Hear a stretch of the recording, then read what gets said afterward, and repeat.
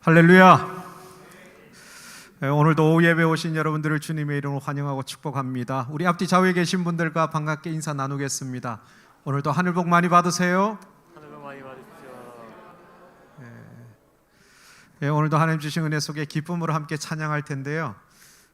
실례가 안 된다면 우리 오늘 예배 오신 분들 가운데 70세 이상 되시는 분들 자리 한번 잠깐만 일어서 주실 수 있으시겠습니까? 괜히 나이를 공개해서 좀 죄송한데 한번 좀 멋있게 한번 일어나 주십시오.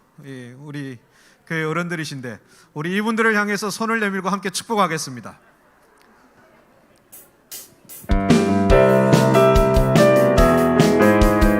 서 계세요. 서 계세요.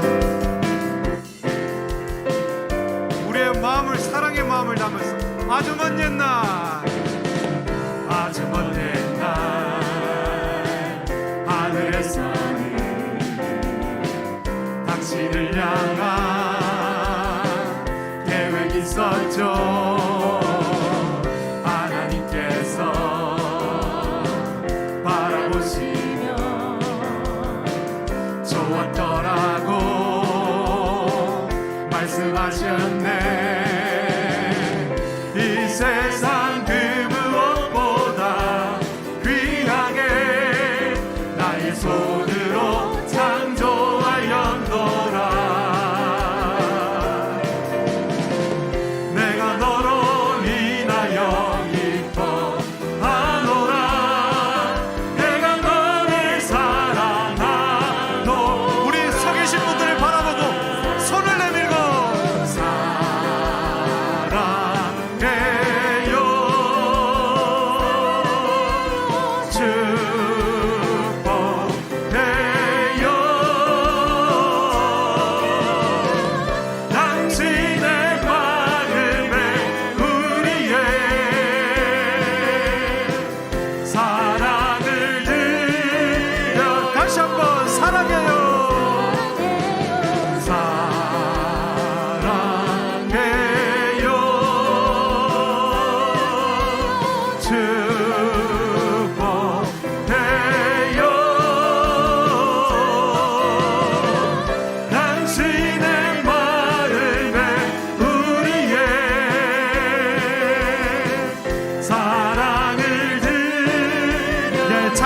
시고 4월 생일인 분 일어나세요.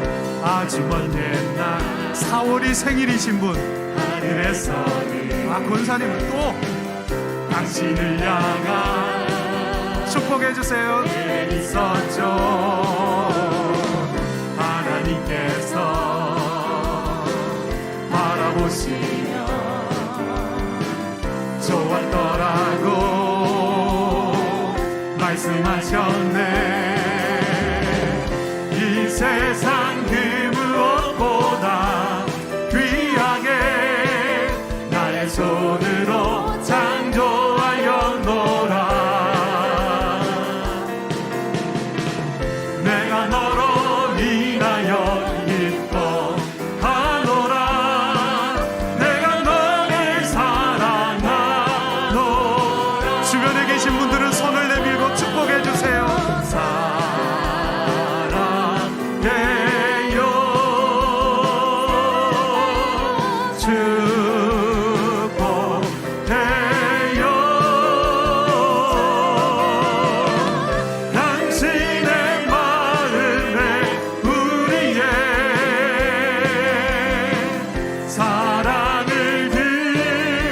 자기 주변에 계신 분들을 향해서 온 마음을 다해서 사랑해요.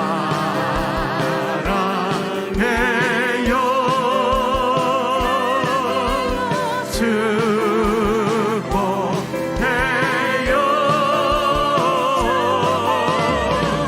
당신의 마음에 우리의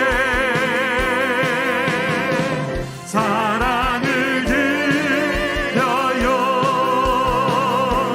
주 다스리시네.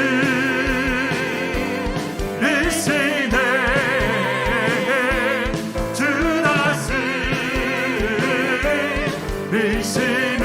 복음 들고 산을 넘는 자들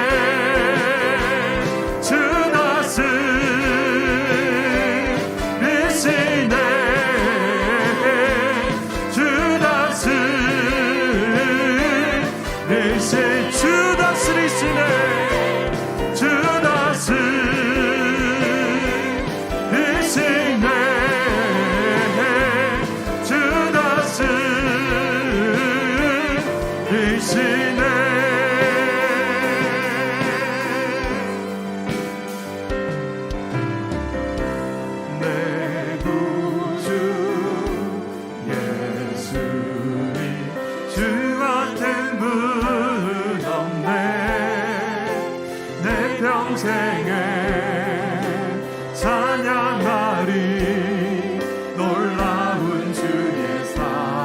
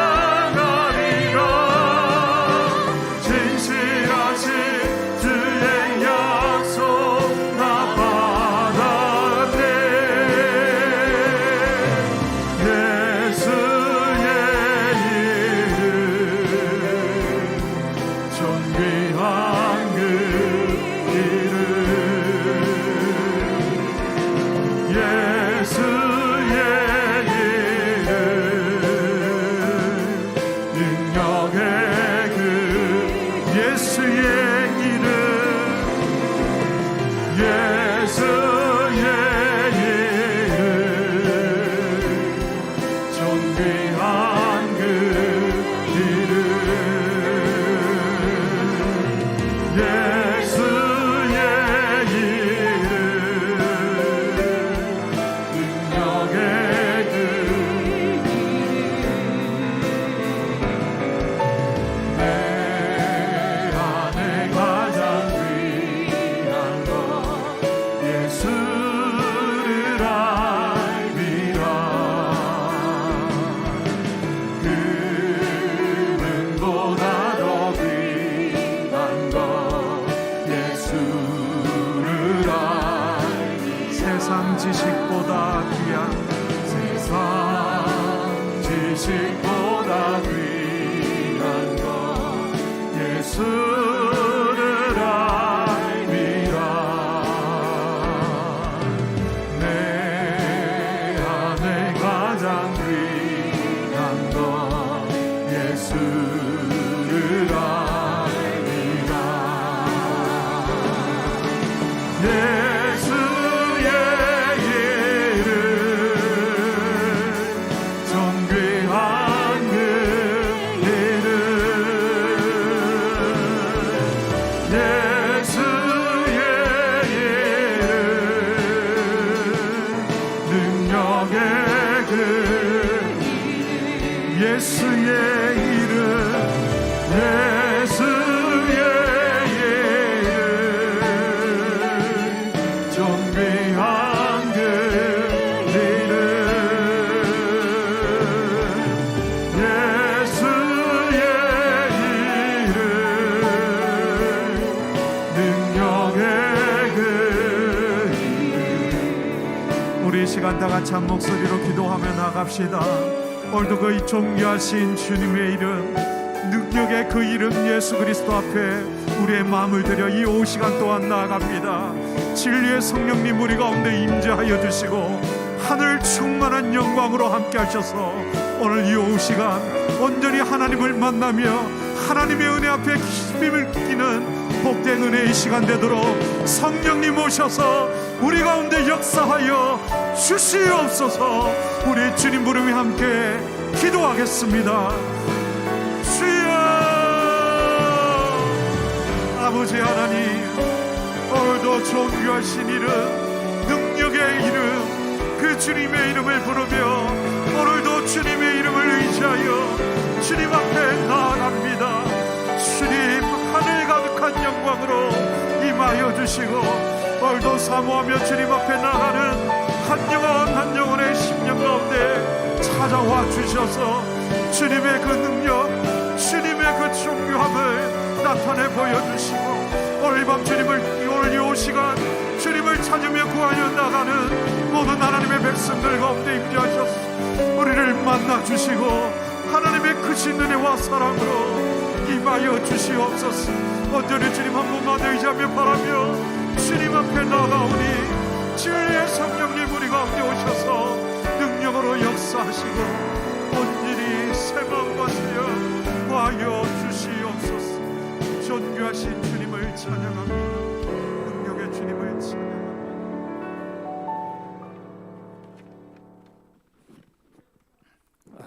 다 같이 기도드리겠습니다. 사랑의 아버지 하나님 감사합니다. 오전 시간부터 오후 시간까지 주의 전에 나와서 찬송과 기도와 예배를 드릴 수 있게 해주셔서 감사합니다. 죄로 인하여 죽을 수밖에 없는 저희들을 위하여 대속의 주로 고난과 핍박을 받으시고 피 흘려 죽으신 주님께 감사드립니다. 또한 우리들에게 부활의 소망을 주심에 감사드립니다. 이 시간 주님의 피로 구원받은 형제 자매들이 예배의 자리에 나와 머리 숙였습니다.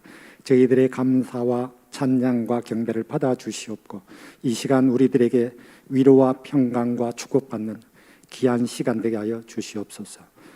아버지 하나님, 지난 한 주간도 이 세상에 살면서 육신의 정욕과 안목의 정욕과 이생의 자랑을 쫓아 살아온 부분들 있습니다. 용서하여 주옵시고 저희들을 하나님의 거룩한 영으로 사로잡아 주셔서 더욱더 주님께 가까이 다가갈 수 있도록 인도하여 주옵소서. 주님의 피 묻은 십자가를 기억하며 살아가는 믿음의 자녀들 되게 도와주시옵소서. 지금 우리 모두가 국내외적으로 전쟁과 역병으로 많은 어려움을 겪고 있습니다. 이러한 어려운 때를 맞이하여 우리들은 더욱더 자신을 돌아보고 회개하며 용서를 구하는 저희들 되게 하여 주시옵고 빠른 시일 내에 화평과 평안의 축복을 내려 주옵소서. 이 지역에 주님의 피 흘려 세우신 사상교회를 기억하여 주시옵고 우리 교회가 더욱 부흥 발전하여 잃은 자를 찾아 구원하는 일에 이러한 일들을 잘 수행할 수 있게 인도하여 주옵소서. 그리고 모든 성도들이 교회의 일에 자진하여 협력하고 봉사하는 일에 게으르지 않게 저희들의 심령을 강건하여 주시옵소서. 아버지 하나님, 이 시간 영육간의 어려움을 겪고 있는 성도들 있습니다. 육신의 질병이 떠나가게 하시고 물질의 축복도 내려 주시옵소서. 더욱 굳센 믿음의 자녀로 살아갈 수 있게 은혜 내려 주시옵소서. 보이지 않는 곳에서 주님의 교회를 위하여 충성하고 봉사하는 손길 위에 축복하여 주시고 주께서 주시는 기쁨이 그 가운데 충만하게 역사하여 주시옵소서. 지금은 특히 사순절 기간입니다. 이 기간 동안 더욱더 예수님의 구원의 사역을 생각하며 우리 죄의 대속을 위한 고난의 길을 기억하며 살아가게 하여 주시옵소서. 지금은 말씀 듣는 시간입니다. 단위에 세우신 권진덕 목사님을 성령으로 인도하여 주셔서 청빈과 인내라는 제목의 말씀에 저희의 심령이 깨어나는 역사가 일어날 수 있도록 함께하여 주시옵소서. 감사드리오며 이 모든 말씀 예수님의 이름으로 기도드리옵나이다. 아멘.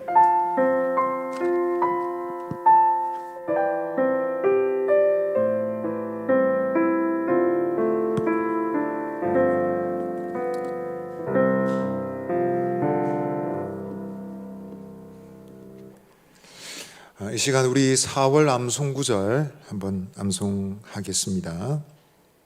베드로전서 3장 15절 말씀입니다.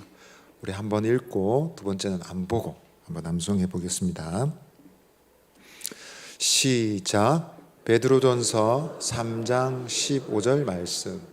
너희 마음에 그리스도를 주로 삼아 거룩하게 하고 너희 속에 있는 소망에 관한 이유를 묻는 자에게는 대답할 것을 항상 준비하되 온유와 두려움으로 하고. 베드로전서 3장 15절 말씀. 아멘. 안 보고 한번 해볼까요? 틀려도 괜찮습니다. 큰 소리를 한번 해보겠습니다. 시작. 베드로전서 3장 15절 말씀. 너희 마음에 그리스도를 주로 삼아 거룩하게 하고 너희 가운데 이유를 묻는 자들에게 대답할 것을 항상 준비하되 온유와 두려움으로 하고. 베드로전서 3장 15절 말씀. 아멘. 다음번에 하면 더 잘할 것 같습니다. 오늘 하나님께서 우리에게 주신 말씀 읽겠습니다. 야고보서 5장 1절로 11절입니다. 야고보서 5장 1절로 11절.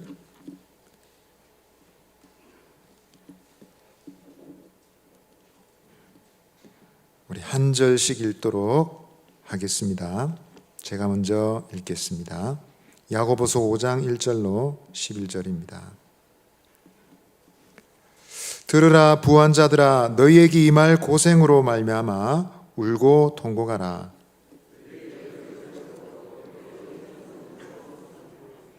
너희 금과 은은 녹이 쓸었으니 이 녹이 너희에게 증거가 되며 불같이 너희 살을 먹으리라.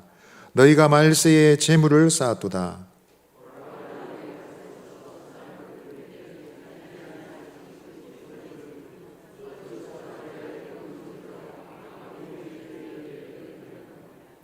너희가 땅에서 사치하고 방종하여 살육의 날에 너희 마음을 살찌게 하였도다.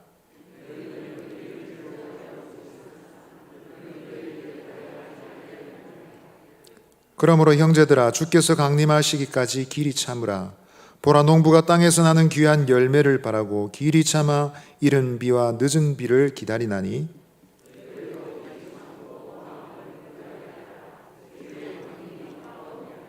형제들아 서로 원망하지 말라. 그리하여야 심판을 면하리라. 보라, 심판주가 문 밖에 서 계시니라.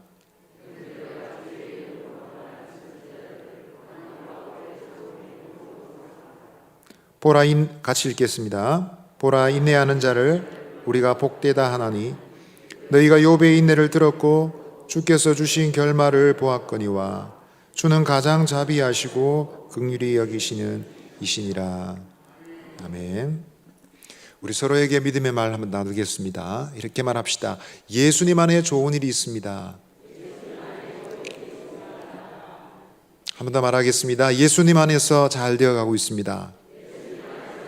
잘 되어가고 있습니다. 아멘.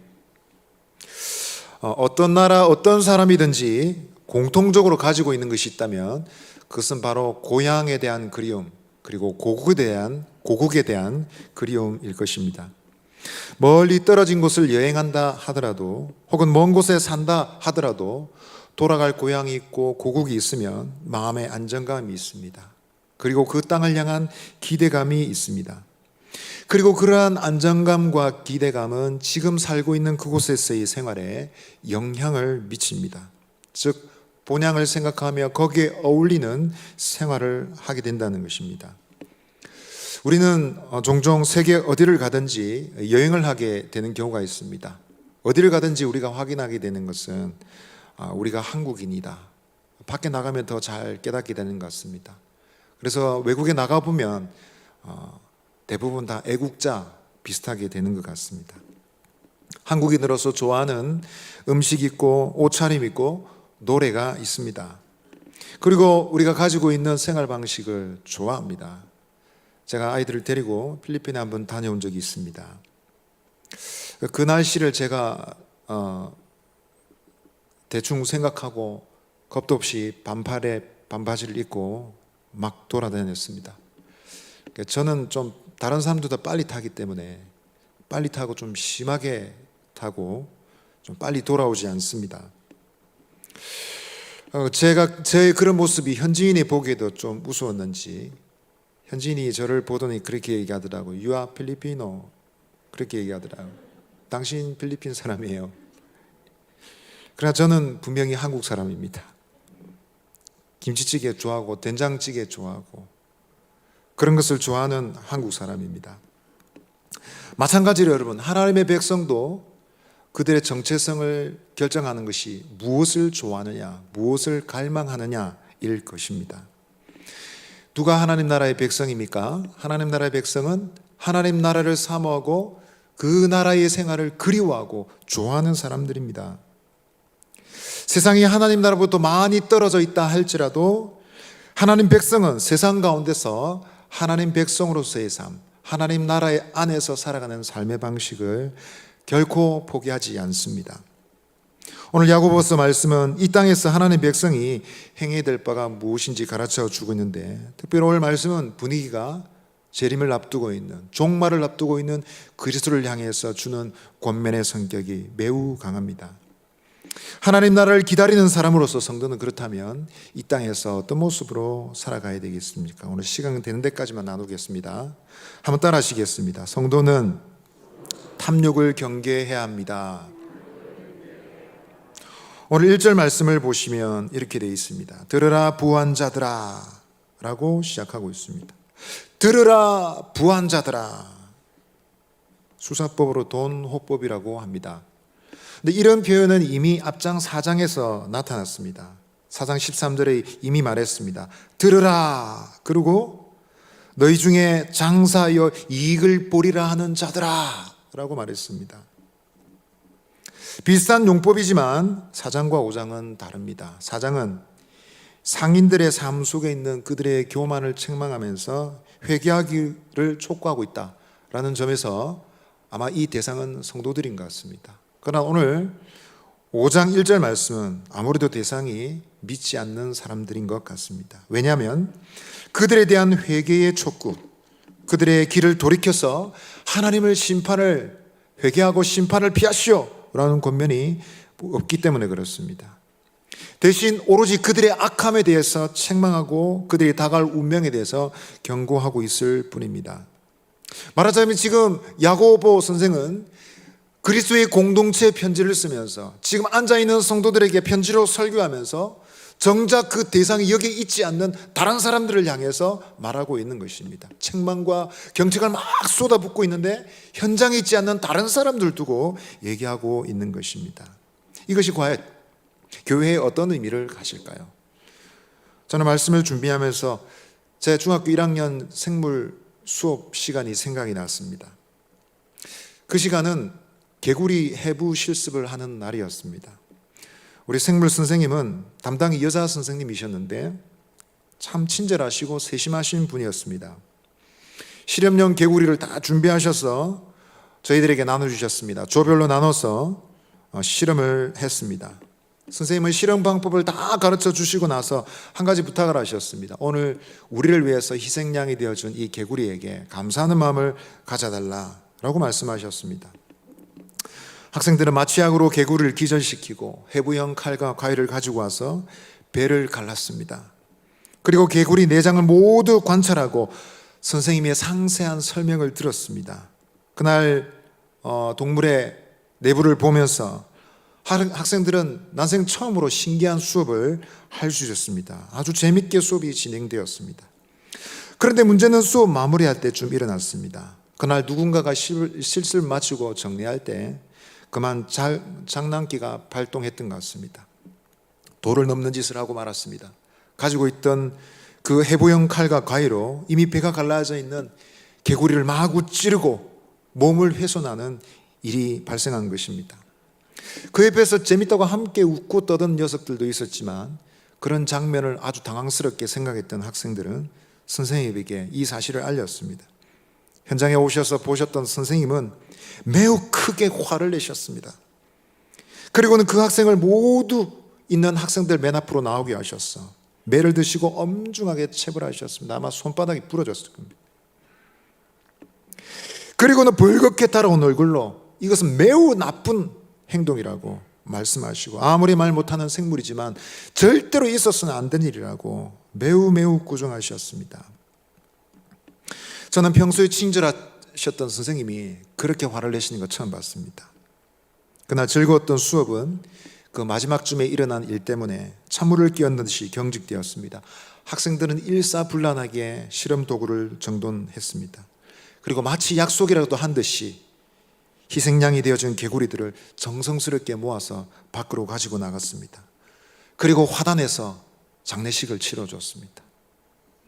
정성스럽게 정말 장례식을 치렀습니다.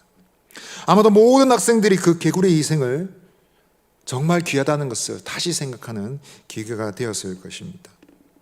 오늘 분위기가 바로 그런 것이죠. 야고보 선생이 들으라 부한자들아 라고 책망하고 꾸중하고 있습니다. 성도들 향해서 하는 것은 아닐 수도 있습니다. 그러나 제3자에게 꾸짖는 그 엄청난 경책과 책망이 앉아있는 사람들에게 의미 없는 것은 절대로 아니었을 것입니다. 너희에게 이 말 고생으로 말미암아 울고 통곡하라 했습니다. 이 사람들은 어떤 사람들입니까? 너희가 고생을 당할 것이다. 그 말은 지금 고생 안 하고 있는 사람들이죠. 너희가 울고 통곡하게 될 것이다. 그 말은 지금 울지도 않고 통곡하지도 않는 사람들입니다. 가지고 있는 것 때문에 즐겁게 룰루랄라 노래 부르면서 즐겁게 살아가는 사람들입니다. 그런데 그들의 생각과 태도가 지금 틀렸다고 야고보 선생이 엄중하게 꾸짖고 있는 것입니다. 이런 꾸짖음을 들을 때에 성도들은 간접적인 경계를 받게 될 것입니다. 그런 책망과 저주를 받는 자리로 가서는 안 되는 것이구나. 적어도 그 믿음 없는 사람들의 행동에 가담해서는 안 되며 절대로 믿음을 잃고 그런 자리에 서서는 안 되는 것이구나 생각했을 것입니다. 그래서 이런 깨달음을 주고자 소위 일벌백계의 방법으로 가르치고 있는 것입니다. 사악한 부자들이 당할 운명을 살피며 신자들은 경고를 받으며 동시에 또 한편으로는 위로를 받을 수도 있을 것입니다. 왜냐하면 그 부유한 사람들 때문에 성도들도 아마 고난을 받는 사람들이 있었을 것이기 때문에 그렇습니다. 여러분, 부자가 되는 것이 나쁜 것일까요? 부자가 되는 것은 죄입니까? 성경은 그렇게 얘기하지 않습니다. 사실 우리가 잘 알고 있는 많은 사람들도 부자였습니다. 아브라함도, 이삭도, 야곱도, 요셉도 모두 어마어마한 부자였습니다. 우리가 잘 아는 다윗이 가지고 있는 재산은 지금 미국에 유통되는 현금보다도 액수가 더 많다고 합니다. 솔로몬은 둘도 없는 부자였죠. 성경은 부자에 대해서 무차별적으로 공격하고 비판하지 않습니다. 그러나 여러분, 그것에 매우 주의를 기울여야 되는 이유가 무엇입니까? 그것은 인간의 마음속에 있는 탐욕이란 것과 연결될 위험이 있기 때문에 그런 것입니다. 오늘 그것에 대해서 말씀은 우리에게 교훈을 주고 있습니다. 첫 번째 우리가 생각할 수 있는 것은 탐욕은 허망한 것을 쌓아두려는 잘못을 저지른다는 것입니다. 오늘 2절 3절 말씀을 다시 한번 읽어보겠습니다. 시작. 너희 재물은 썩었고 너희 옷은 좀 먹었으며 너희 금과 은은 녹이 슬었으니 이 녹이 너희에게 증거가 되며 불같이 너희 살을 먹으리라. 너희가 말세의 재물을 쌓았도다. 아멘. 고대에 있어서 부유함이라는 것은 별것 없습니다. 부자다, 대단한 사람이다. 뭐가 특별한 것일까요? 고작 가지고 있는 것이 곡물을 많이 가지고 있다는 것입니다. 고작 가지고 있는 것이 내가 옷이 많다라는 것입니다. 금이나 은부치가 있다라는 것입니다. 그러나 여러분, 사용하지 않은 채, 먹지 않은 채 쌓아두기만 한 곡식은 언제나 문제를 일으킵니다.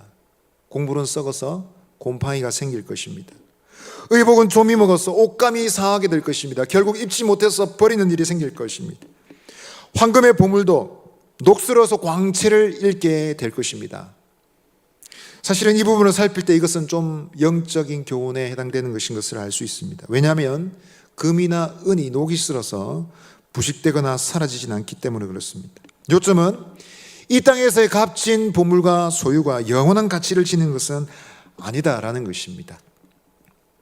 여러분, 돈이란 말의 유래가 어디서 시작되는지 혹시 아십니까? 적어도 한 3가지 설이 있는데요. 첫 번째는 옛날에 돈이란 것을 돌로 만들었기 때문에 돌로 만든 것, 그래서 그 말이 바뀌어서 돈이 되었다라는 설이 있답니다. 또 하나는 중국의 그 유명한 화폐 명도전이라는 것이 있었는데, 칼 모양으로 만든 화폐가 있었는데 그것을 한자로 말하면 도화라고 했답니다. 그것을 자꾸 말하다 보니까 도화 하다 보니까 돈이 됐다라는 설이 있습니다. 또 다른 하나의 설로는 한국, 중국, 일본 모두 화폐가 모두 공교롭게 동그란 모양이었는데 그처럼 돌고 돌아서 돈이다 라는 말이 생겼다라고 한답니다. 여러분, 어떤 것이 맞는 것 같습니까? 제가 볼 때는 세 번째가 아니겠나 생각이 듭니다. 여러분, 이렇게 돌고 돌아야 될 돈, 끊임없이 유통되고 돌아가야 될 돈이 돈이라는 것입니다. 그런데 이것을 쓰지 않은 채 묶어두는 것은 예로부터 자비가 없는 것으로 여겨지고는 했습니다. 시세 차익을 노리는 일은 과거에도 아주 나쁜 죄인 줄 사람들이 몰랐던 것이 아닙니다. 성경에서도 마찬가지입니다.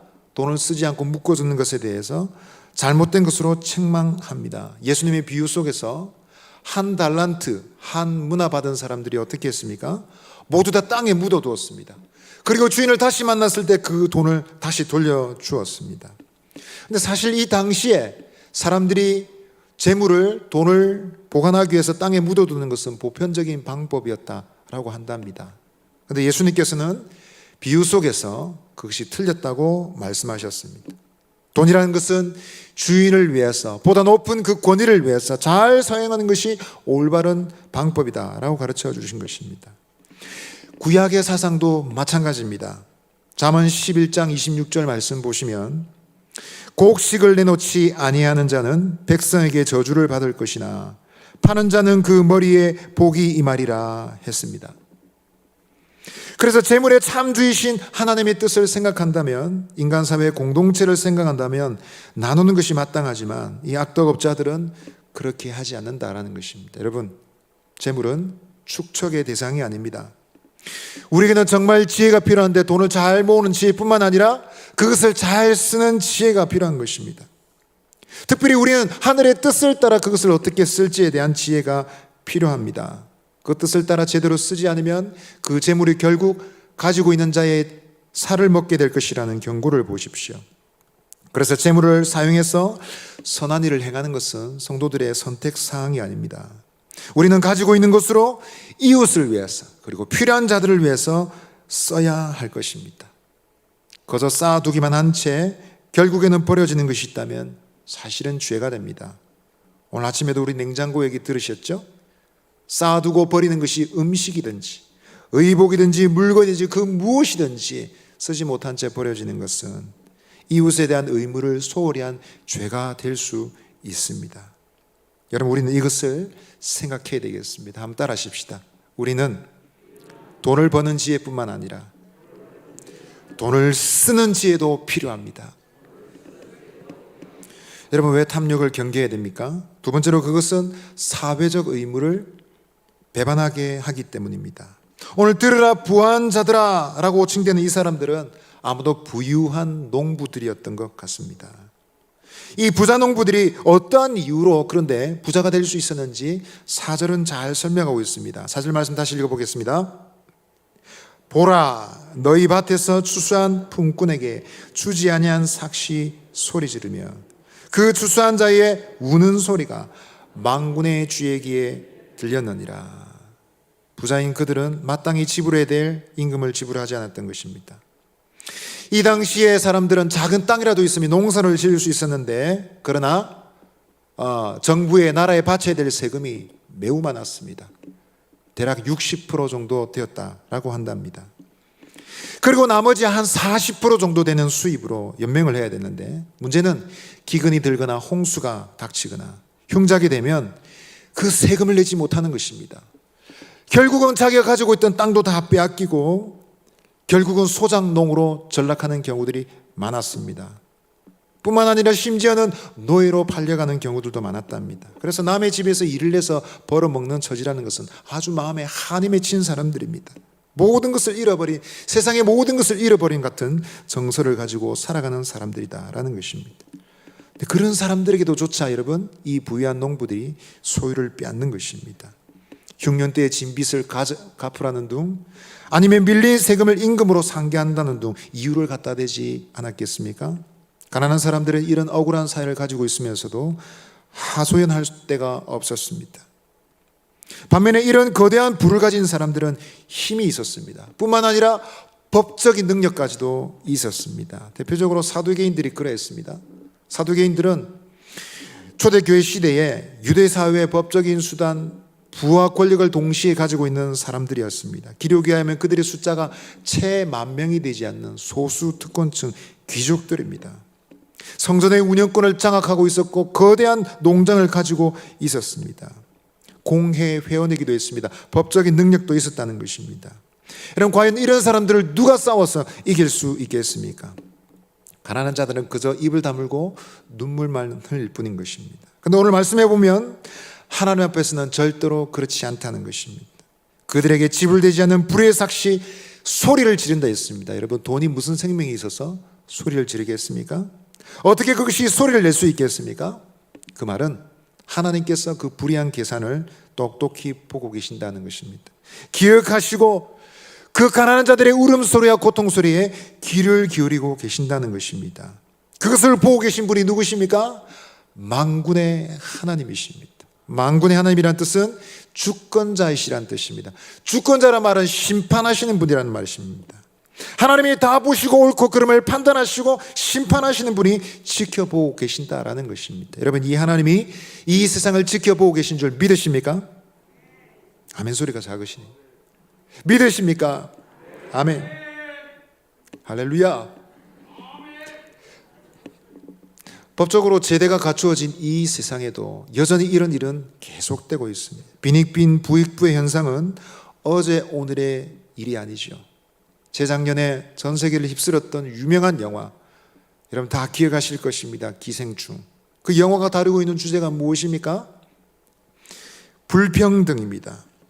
엄청난 제작비를 들여서 영화를 만든 세계 유명한 감독들의 영화를 다 제치고 이 영화가 아카데미 상, 가장 최고의 상이라고 하는 그 상 4개나 걸머쥐었습니다.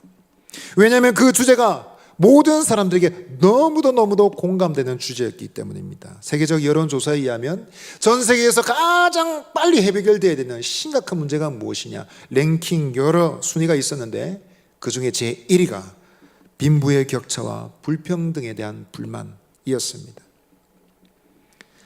그러나 이상하게도 그런 양심적인 목소리가 있지만 세상은 해결하는 방향으로 가지는 않는 것 같습니다. 사회 속에 다양하고 복잡한 이유들이 있어서 그렇겠지만 중요한 것은 사회적 흐름은 여전히 가진 자들에 의해서 좌우되는 것을 보고 있는 것입니다. 정치에 대해서 깊은 관심을 가지 않는다 할지라도 언뜻 세상을 보아도 그런 것이 눈에 보입니다.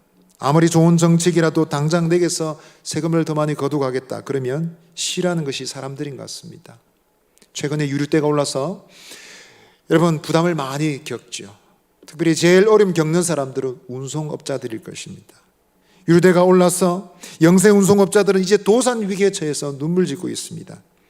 그들을 위해서 지원할 수 있는 정책이 있을 것이지만 그 진행 속도는 거북이 걸음입니다. 그러나 어떻습니까? 부동산 세금을 올리겠다, 조금 더 부담을 주겠다 그러면 가진 사람들은 법조계, 언론계, 정치계 모두 다 동원해서 세상을 뒤흔드는 것이 가진 사람들의 모습인 것입니다. 믿음의 식구 여러분, 이런 어지러운 세상 속에서 우리는 어떤 모습으로 살아가고 있을까요?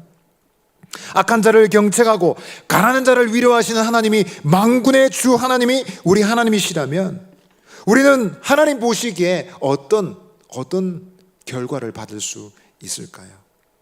우리가 가지고 있는 것이 하나님 앞에 아름다운 것이 되어야 되지 않겠습니까? 제 아내가 젊을 적에 사회에 나와서 처음으로 직장 생활했던 얘기를 들은 적이 있습니다. 학원이었습니다. 원장님은 권사님이었습니다. 그곳은 직원 예배도 드리고 직원들과 함께 큐티 나눔도 하고 퇴직금도 챙겨주시니까 좋은 학원일 수 있겠죠. 그런데 제가 그 얘기를 자세히 들을 때 마음이 너무너무 불편했습니다. 왜냐하면 직원 예배가 있는 날은 1시간 빨리 출근해야 됩니다. 큐티 나눔도 근무 시간 전에 하는 것입니다. 퇴직금이라는 것도 별도의 금액이 책정되어 있는 것이 아니라 그 교사들의 월급의 10%를 원천 징수해가지고 통장을 강제로 만들어서 만든 것이 퇴직금이라는 것입니다. 게다가 과외로 중간에 들어온 학생들이 있습니다. 그러면 그 수업을 그 젊은 어린 선생들한테 다 시킵니다. 그러면서 그 수업료는 월급에 책정하지 않는 것입니다. 과외로 들어온 수업료는 모두 다 원장의 호주머니로 다 들어갔습니다. 수업이 늦는 날은 저녁을 해 먹어야 되는데 각자가 다 반찬 밥을 가지고 와가지고 나눠서 밥을 먹습니다. 그 젊은 선생들이 출근하면서 그래도 자기는 잘 보여보려고 손에 뭐라도 간식이라도 사서 출근하건만 원장이라는 사람은 한 번도 대접하는 적이 없습니다. 세상 물정도 모르는 젊은 교사들은 그렇게 하는 것이 당연한 줄 알고 몇 년 동안이나 그렇게 일을 했답니다. 그래도 그렇게 함께 일했던 교사들이 지금은 믿음을 잃지 않고 다 시집 가서 가정을 이루고 열심히 신앙생활을 하고 있으니까 하나님 은혜 중에 은혜이지 않겠습니까? 전우회라고요. 같은 고생을 했으니까 이분들의 우정이 어마어마하더라고요. 똘똘 뭉쳐가지고 얼마나 신앙이 좋은지. 여러분, 우리가 하나님 앞에서 어떻게 평가를 받게 될지 이것이 우리의 잣대가 돼야 되겠습니다. 사회적 의무, 그게 뭐 중요합니까? 말씀 기도만 열심히 하면 되죠. 그렇습니까, 여러분? 세상 사람들은 우리를 잘 모릅니다. 말씀 기도 모릅니다. 예수, 하나님 잘 모릅니다. 그러나 여러분, 세상 사람들이 우리의 삶을 볼 때 기독교가 괜찮네, 하나님이 계신 것 같네, 그렇게 말을 합니다. 우리를 보면서 우리를 보는 것이 아니라 우리 뒤에 계신 하나님을 평가하더라라는 것입니다. 바라긴 여러분, 우리의 삶을 통해서 하나님이 좋으신 분으로 드러나실 수 있기를 바랍니다. 탐욕이 왜 위험합니까? 이유는 사치와 방종을 일삼게 하기 때문입니다. 오늘 5절 말씀 보시면 같이 한번 읽어보겠습니다. 시작. 너희가 땅에서 사치하고 방종하여 살육의 날에 너희 마음을 살찌게 하였도다. 동사가 3개입니다. 사치하였다, 방종하였다, 살찌게 하였다라는 것입니다. 근데 2가지는 이 땅에서 있는 일입니다. 사치하고 방종하여 땅에서 있었다라는 말은 그들의 삶이 최종적으로 결론이 나지 않았다라는 것입니다. 땅의 삶은 끝이 아니지 않습니까? 불의한 자들은 땅에서 성공하기도 하고 속이는 자들은 번영하기도 합니다. 그러나 그것이 땅에서 끝나는 것이라는 사실은 그들의 상태가 영구적이지 않고 절대로 옳은 것이 아니다. 한계가 있다라는 것입니다. 5절 말씀은 이 땅에서의 부자의 모습과 하나님 앞에서의 모습이 상반되는 것을 볼 수 있습니다. 이 땅에서는 즐겁고 부유하고 떵떵거리며 살지만 하나님 앞에서는 어떻습니까? 살육의 날이 도래했습니다. 그날에 여러분 자신을 살찌게 만드는 잘못을 저질렀다는 것입니다. 여러분 헨젤과 그레텔 얘기를 잘 아실 것입니다.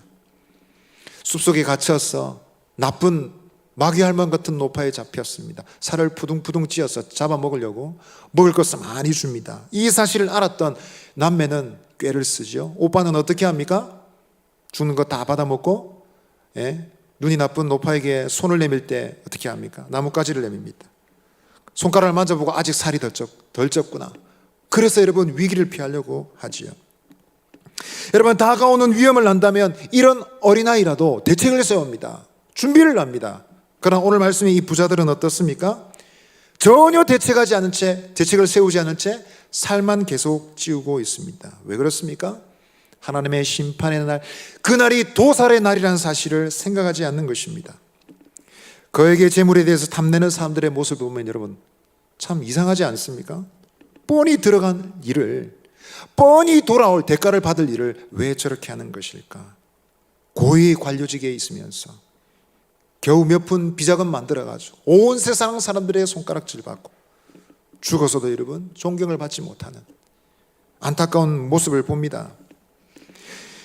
그런 일은 세상에 너무도 많습니다. 최근에도 거금의 회사 돈을 주식 투자했다가 가족 모두 경찰에 연루되고 결국은 그 집안의 아버지가 목숨을 끊는 일이 일어납니다. 이것이 여러분 어리석은 인생의 모습이라는 것입니다. 저는 가진 자들의 본능을 아까 학생들이 데려갔던 필리핀 현지에서 보았습니다. 저희들이 있었던 곳은 마닐라 퀘존시티라는 곳이었습니다. 우리 학생들과 함께 머물면서 교회의 정성스러운 대접을 받았습니다. 밥도 맛있고 잠도 잘 자고 너무 좋았어요. 마치 바캉스로 온 것처럼 행복한 시간들을 보냈습니다. 추억이 쌓려고 그러더라고요. 그런데 나중에 알고 보니까 그곳은 전혀 그런 곳이 아니었습니다. 정말 낙후되고 가난한 사람들이 모여있는 곳이었습니다. 빈민들이 적어도 50만 명이 넘는 사람들이 거대한 집단을 이루고 살아가고 있었습니다. 현장을 방문했습니다. 한 사람이 겨우 지나갈 좁고 컴컴한 골목길 옆으로 작은 방들이 쫙 있는데 두세 평밖에 안 되는 그 작은 방 안에 8명, 10명, 12명 가족이 살아갑니다. 그 옆에 흘러가는 또랑은 악취가 코를 찌르는데 냄새를 맡으니 구역질이 올라오려 그럽니다. 그 동네 아이들이 뛰어다니며 지냅니다. 그 모습을 보는데 참 마음이 안타까웠습니다. 그런데 더 가관인 것은 여러분 그 빈민촌 얼마 지나서 건너편에 거대한 빌딩 숲이 보였습니다. 40층, 50층이나 되는 거대한 빌딩들이 모여 있었는데 놀라운 것은 그 수많은 건물의 소유주가 1명 혹은 2명이라는 것입니다. 필리핀 마닐라 마카티나 알라방이라는 도시가 있는데요. 이런 곳은 엄청나게 부유한 사람들이 살아갑니다. 그 도시에는 고가 도로가 있는데 그들이 직장으로 출근하기 위해서 만들어 놓은 도로입니다. 그 밑에는 마닐라의 가난한 사람들이 그 엉망진창으로 얽혀져 있는 복잡한 도시를 시간을 걸려가면서 대중교통을 이용합니다. 그러나 그 부유한 사람들은 고가도로를 타고 직장으로 곧바로 가는 것입니다. 심지어 그들의 자녀들은 아이스크림 맛있는 거 먹기 위해서 비행기를 타고 다른 지역으로 갑니다. 아이스크림 먹고 나서 또다시 비행기를 타고 다른 곳으로 가서 식사를 하는 곳이 그 동네였습니다. 한국이라면 있을 수 없는 현실이었죠. 우리나라에서도 잘 찾아볼 수 없는 그런 광경이 펼쳐져 있었습니다. 저는 이곳에서 혁명이 일어나지 않는 것이, 내란이 일어나지 않는 것이 참 놀라운 일이다 생각했습니다. 여러분, 우리는 주님께서 마침내 도래하실 그 심판의 날을 생각하고 준비하는 사람들입니다. 여러분, 우리가 살아갈 때 사람들이 어떤 평가를 받을 뿐만 아니라 우리가 죽고 나서 내 무덤 앞에 누군가 조의를 표할 그런 삶도 살지 못한다면 정말 안타깝지 않겠습니까?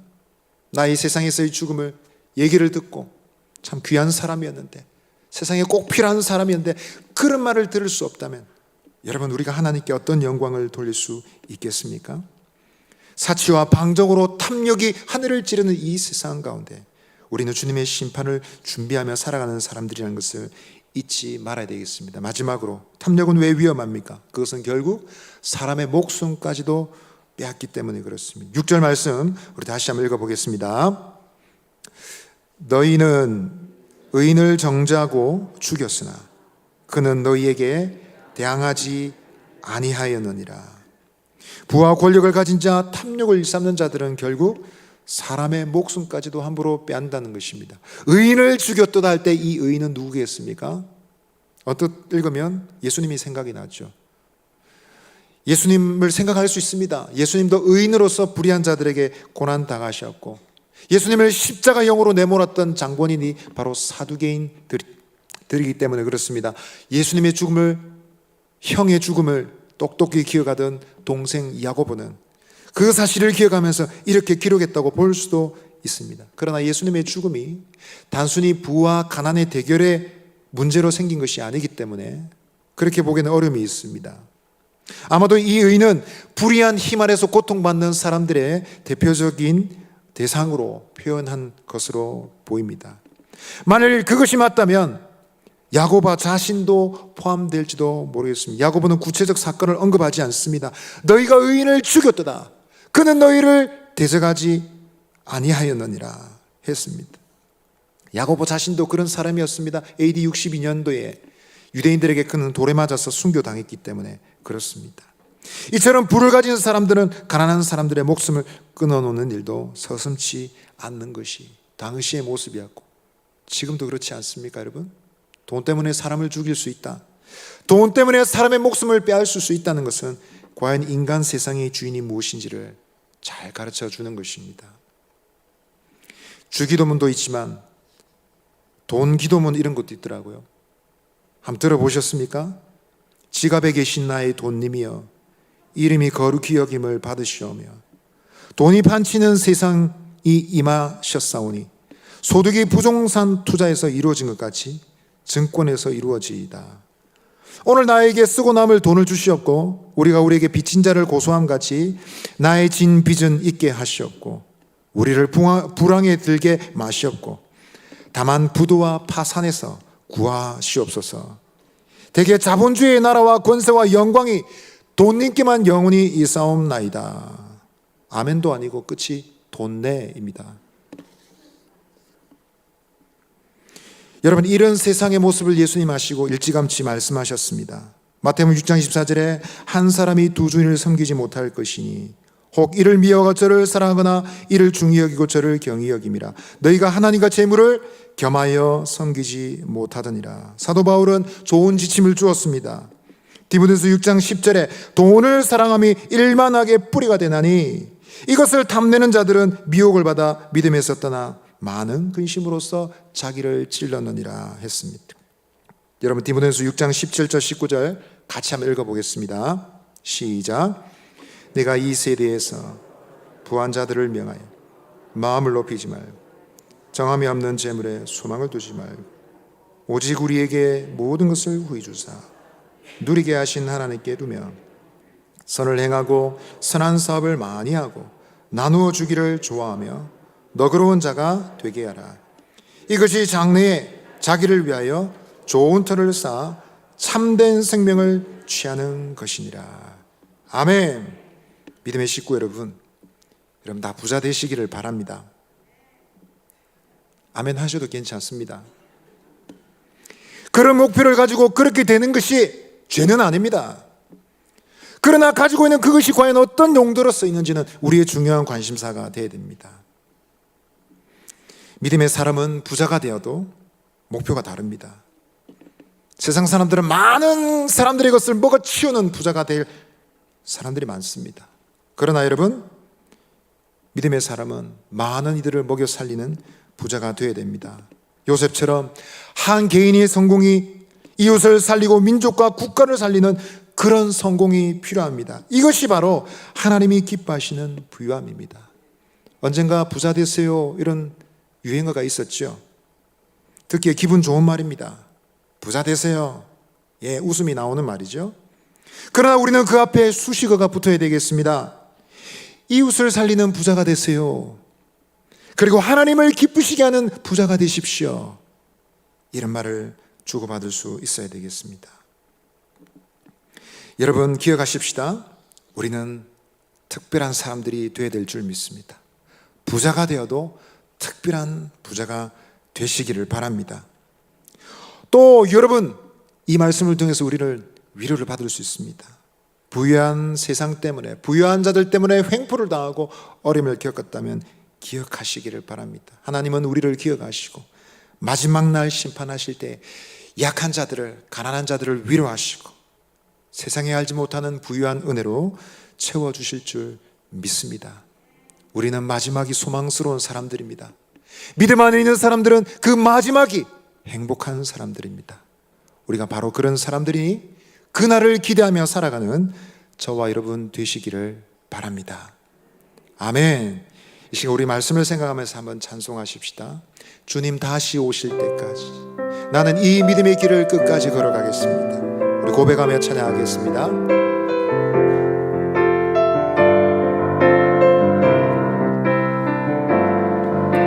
주님 다시 오실 때까지 나는 이 길을 가리라.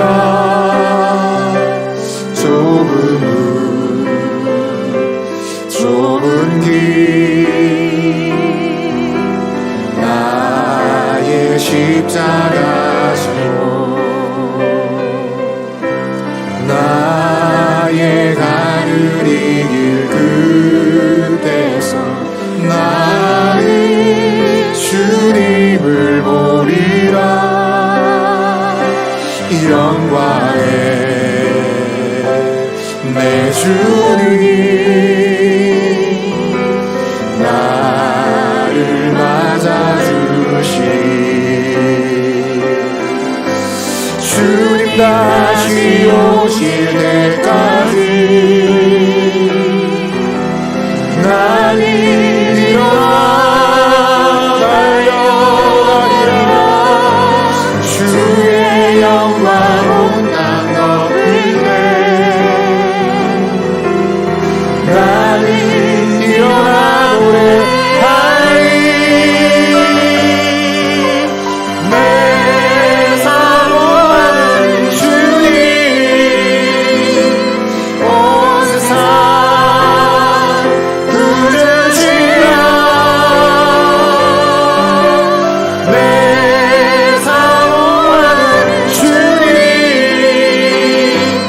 영광의 왕이 내 사모하는 주님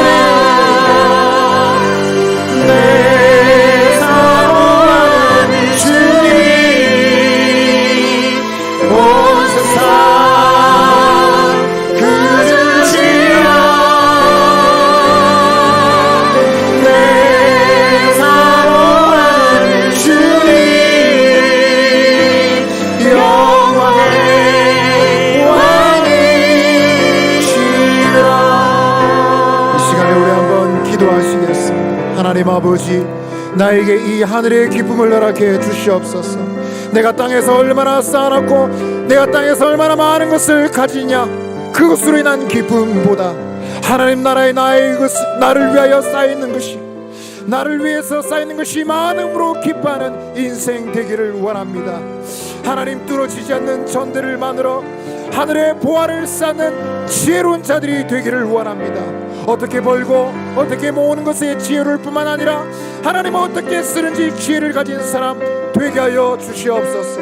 우리가 가지면 가질수록, 많아지면 많아질수록 그로 인하여 우리 또 행복하고 우리의 이웃들이 살고 생명을 얻는, 이 나라와 민족이 소망을 얻는 그러한 복된 인생이 되게 하여 주옵소서. 탐욕을 십자가에 못 박고 오직 청렴함으로 청민함으로 주님을 따라가는 우리의 삶이 되게 하여 주옵소서. 우리 주여 한번 외치고 기도하며 나아가겠습니다. 주여, 하나님 아버지, 주께서 은혜를 베풀어 주시고 사랑하는 아버지 하나님, 우리가 가지고 있는 것이 많음으로 인하여 기뻐하는 것이 아니라 하늘에 쌓여져 있는 하늘 보화와 하나님이 주실 아버지 하나님은 종이 많아서 행복한 사람들 되기를 원합니다. 가지면 가질수록 이웃이 기쁘고 행복하고 우리가 가지면 가질수록 이 나라가 살고 민족이 사는 아버지 하나님 그와 같은 삶이 되게 하여 주옵소서. 그 일에 쓰임받는 저희들의 삶이 되게 하여 주시옵소서. 우리 한 번만 더 기도하시겠습니다.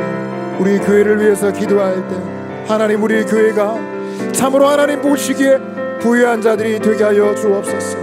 가진 것이 많지 않다 할지라도 하나님 선한 사업에 힘을 쓰고 주님의 복음과 영혼 구령의 사업에 충성을 다하여 이 일에 많은 열매를 맺는 저희들이 되게 하옵소서. 오늘도 세상에 하나님 재물과 힘을 가지고 있는 사람들 그 엄청난 힘을 가지고도 하나님 나라와 전혀 상관없이 살아가고 있습니다. 그러나 저희들은 많지 않다 할지라도 하나님 나라와 영광 위에 살기를 원합니다. 하나님 이웃을 살리고 이 민족의 소망이 되는 사상교회가 되게 하여 주옵소서. 교회가 행하는 사업에 주께서 복을 주시고 이 일을 통해 하나님 살아계시고 주님을 바라는 자들에게 복 주시는 분이심이 드러날 수 있도록 은혜를 베풀어 주옵소서. 교육관 건축뿐만 아니라 행하는 모든 사업을 통하여 하나님이 부유케 하시는 주의 은혜가 드러나게 하여 주옵소서. 우리 주여 한 번 더 기도하고 나아가겠습니다.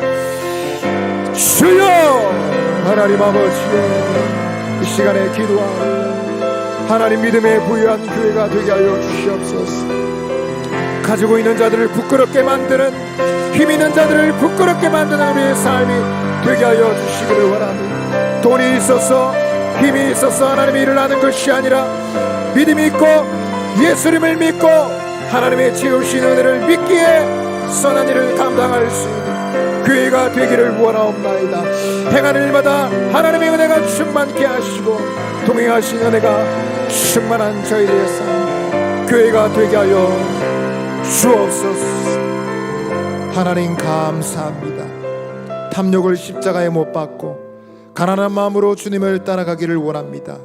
우리 가지고 있는 것이 많든 적든 흔들리지 않고 영생하시는 주님을 바라보며 마지막 날 심판 앞에 하나님 부끄럼 없이 설 수 있게 되기를 준비하는 우리의 신앙이 되기를 원합니다. 하늘의 기쁨을 허락해 주옵소서. 이 땅에 가진 것이 많을 뿐만 아니라 하늘에 쌓이는 보화가 많은 복된 인생들이 되기를 원합니다. 그것을 지향하며 살아갈 수 있도록 인도하여 주옵소서. 하나님 우리의 빈 주머니를 받아 주시옵소서. 우리의 가난한 형편을 주님 받아 주시옵소서. 힘이 없고 가난하다 할지라도 주님은 약한 자들을 위로하시고 도우시는 줄 믿습니다. 하나님 아버지여 주님의 부유하심이 드러나는 우리의 삶 되게 하여 주옵소서. 이번 한 주간도 이 하나님 은혜 가운데 어떠한 형편에 있든지 부유하게 하신 주님 바라보고 승리하는 우리 모든 사상교회 믿음의 식구들 되게 하여 주옵소서. 예수님 이름으로 기도합니다.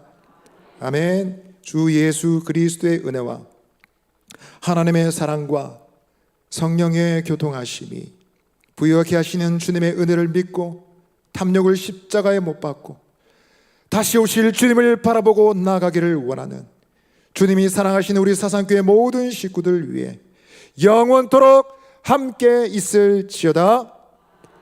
아멘.